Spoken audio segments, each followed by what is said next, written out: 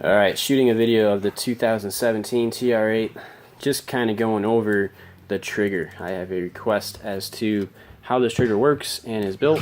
So, two very important things about this trigger. My daughter took my little pointer. Band placement and the size rubber band is crucial to my triggers working properly. I use a size 64 rubber band. I recommend the size 64 rubber band because it is powerful for its size. You need a rubber band that's going to consistently set your trigger. You don't want a weak rubber band that could be inconsistent based on the number of bands on your firing pin. If you notice, I got a few of them on here. I think I actually only got 4 because that's all I had on there. I don't know. I usually put 5. But regardless, if you have a consistent trigger set, your trigger won't accidentally misfire. So use a size 64 rubber band. You can see the rubber band is wrapped on both sides of this white rod. It's really hard to do this. White rod. And it wraps right there along the body, just above the grip, to the front of the gun, and all the way back around to this side. So let me take the grip off and show you. There it is. You can see where it's at. You can see where it wraps around the front. And you can see how it's wrapped around both sides of that white rod. That is a crucial step in making this trigger work, is band placement and proper band size. So I just charged the weapon. You can see the firing pin is back.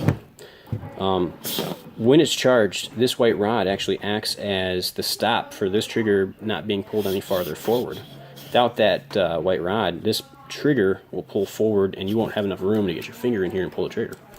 So that's one of the purposes of that, besides just holding the actual part you pull on.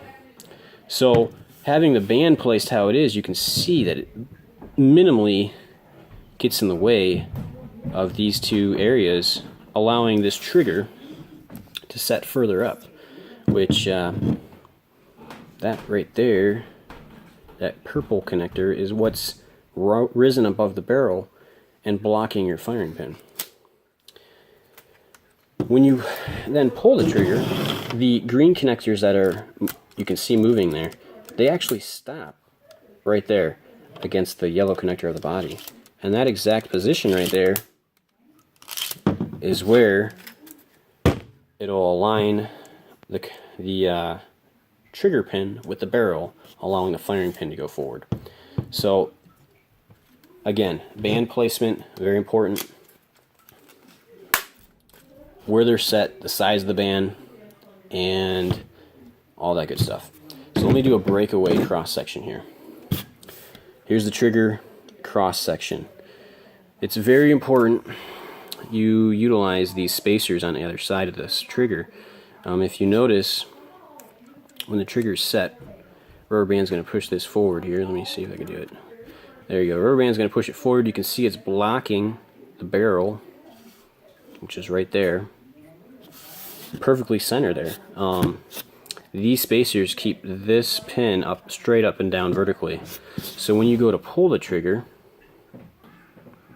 here we go, it aligns perfectly with the barrel. So let me show you now what the trigger looks like separate of everything else. This is it. This piece here, 2 green connectors, 2 white rods, and a few other pieces here, including blue clips, black hand pieces, and a gray connector, which is the part that you actually pull, being the lower part, the part that's going to be turning, doing the rotational aspect of the trigger, and this is the part that will be moving up and down. Very similar pin to previous pins, it's just turned 90 degrees. You place it in here, it's connected with a green rod, and that's it. So it'll look just like that. If I can get my fingers out of the way, which is really hard to do. I can't really get it out of the way. So there it is. That's it. Be sure to try this new trigger out.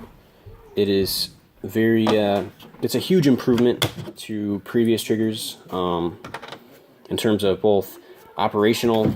The charging of this gun is extremely smooth, very consistent. You're never going to have a misfire At least I haven't, and I probably shoot this gun more than anybody, considering it is my design, and I'll pull it out from time to time and shoot just for fun, or work on the gun. So be sure to check this out. Be sure to check the trigger out, build it, incorporate it into your new gun, and until I either make a video showing how to build this gun or post instructions on wherever, whether it be Instructables or who knows where, at least make this trigger. It's going to make your gun operate so much smoother and consistently.